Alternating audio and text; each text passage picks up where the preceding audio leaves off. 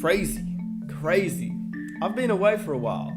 You know, before the video begins, I just want to explain where I've been, why I haven't been posting, and honestly, I've really just been enjoying watching the playoffs. Every day there's an amazing game on, and it feels really good just to sit back, watch the games, not really worrying about what videos to make. I've just enjoyed the playoffs as I did before I started making YouTube videos. I think with the amount of content creators in the NBA community now, you can basically get a video every day, and because there are so many creators that make videos on the exact same topics, I thought I may as well just take a break for a little while, rethink, regather myself, and try and come up with some more creative ideas and things that I think will actually happen, or things that I believe are going on in the NBA community that need to be discussed that aren't really being discussed. Obviously, if you've been subscribed to my channel for a fair while, you know that I'm a Heat fan.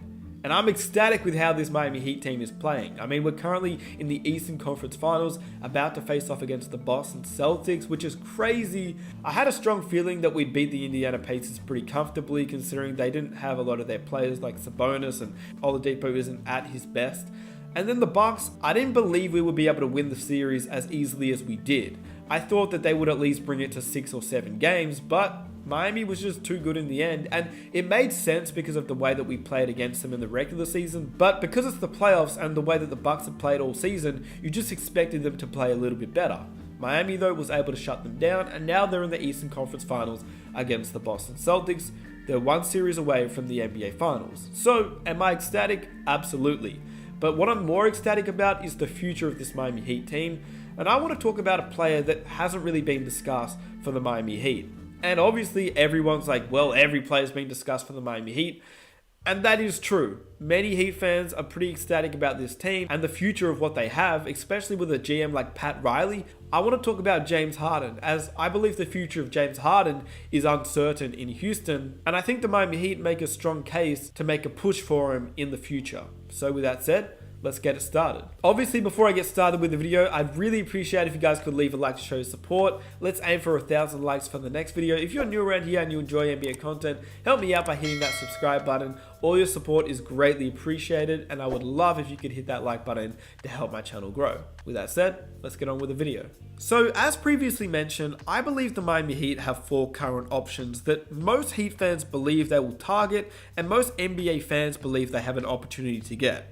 Those 4 are Victor Oladipo on a 1-year contract that ends in 2021, Joel Embiid on a 3-year contract that ends in 2023, Giannis on a 1-year contract that ends in 2021, and Bradley Beal, who has a contract extension that hits and he'll be a free agent in 2023. Joel Embiid and Bradley Beal are 2023, Giannis and Oladipo are 2021. Joel Embiid and Bradley Beal will most likely have to be a trade. Giannis and Victor Oladipo will most likely be signed during free agency, although Oladipo will probably be on the trade block this offseason for the Indiana Pacers, where the Miami Heat may look to trade for him this offseason.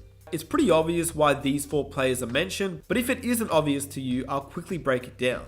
Ben Simmons and Joel Embiid, the process hasn't necessarily worked, and his ties with Jimmy Butler, plus his subliminal messages throughout this season, speaks to the Miami Heat culture, and it seems like Jimmy Butler and Joel Embiid would one day like to team up again, and it could be Miami. Bradley Beal, despite being a great player for the Washington Wizards, an all-star caliber player that is able to win a game off his own shot, he isn't the player that fits well in Washington because he doesn't have any other pieces around him to make a playoff push. Obviously, a player as great as Bradley Beal makes many teams interested in Beal, and he is a great fit for this Miami Heat team if they can orchestrate a trade in the future. Giannis is obviously a main piece that the Miami Heat have been targeting for years now, and he's obviously one of those players that is on the move if the Bucks are not able to compete for a championship in the next year.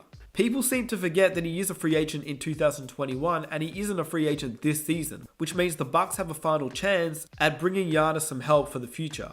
And of course, Victor Oladipo, he's had links to Miami for years now, and he's obviously not playing as well as he once did because he is coming off injuries, and Miami seems like a good fit for Oladipo in terms of the way he plays. He fits perfectly in the Miami Heat rotation as he's a good defender, a good outside shooter. Plus, he's also on a 1-year contract, which means the Indiana Pacers can get something for him if he decides to go into free agency in 2021, where they could lose him for nothing. So that's why I believe in this next year, Oladipo is the #1 target for the Miami Heat. In saying that, I believe a lot can happen in the next year, and I believe that James Harden is a piece that the Miami Heat should target, and this is why. Realistically, the Houston Rockets have another year to win a championship in my opinion. They've tried every year and they just haven't been able to get over the hump. They obviously are playing in a tough Western Conference, which has the Golden State Warriors who've eliminated them in the past years. Next year, the Golden State Warriors are returning. And the Warriors are returning with a top draft pick, meaning they can trade that draft pick away and acquire another asset to pair up with Andrew Wiggins, Steph Curry, Klay Thompson, and Draymond Green, potentially trade Wiggins away, who knows what they'll do, but they're back to being the Golden State Warriors next season, which is also scary because that means the Rockets will have to face the Warriors, the Lakers, the Clippers, the Nuggets, and whatever other team emerges in the Western Conference. You know there'll be another team that will always make a push in the Western Conference because it's so stacked. Which means the Rockets will need to make a move this offseason just to compete in a Western Conference. In my opinion, I compare the Houston Rockets to the Bucks if I was looking at both teams in different conferences. The Bucks are in the East and basically have one more chance to get Giannis some help before he goes into free agency.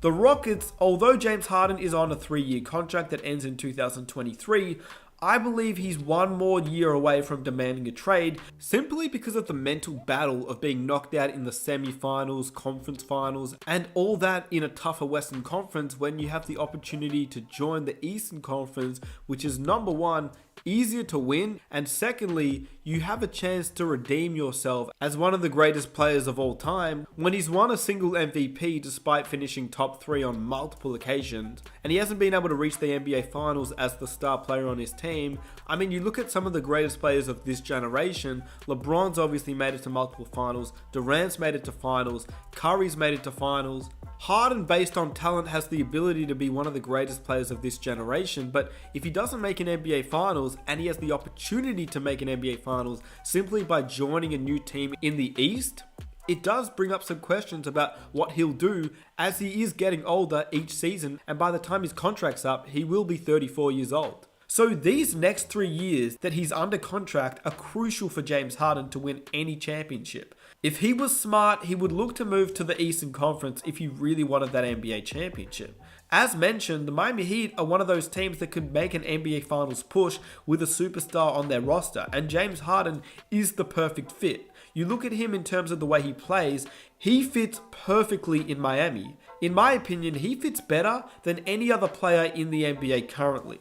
He's a player that can score at any point. Jimmy Butler is not going to take shots away from James Harden. In fact, Jimmy Butler will help James Harden more than most players in the league. He's a great defender and he's a willing passer. He's a star that doesn't need to take shots, and defensively, he will help James Harden along with a player like Bam Adebayo. He's another player for this Miami Heat team that is still so young, and his emergence as a defender helps complement James Harden, whose lack of defensive skills has improved but is still not amazing. To have Jimmy Butler, Jay Crowder, and Bam Adebayo helping James Harden on the defensive end is what James Harden needs. He's also a better fit than a guy like Joel Embiid or Giannis Antetokounmpo, as he can shoot, which is instrumental to keeping this Miami Heat team intact, because if they go after Giannis or Joel Embiid, who cannot shoot, that means their three-point percentage as the second best three-point shooting team in the NBA will suffer. James Harden doesn't take away what this Miami Heat team currently does, and in fact, it helps them even more. So I'm calling this right now, before anybody else is calling it.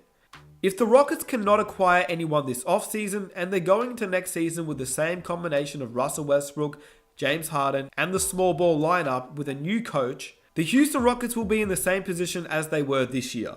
A good team, but not enough to beat the Lakers, Clippers, or Golden State Warriors.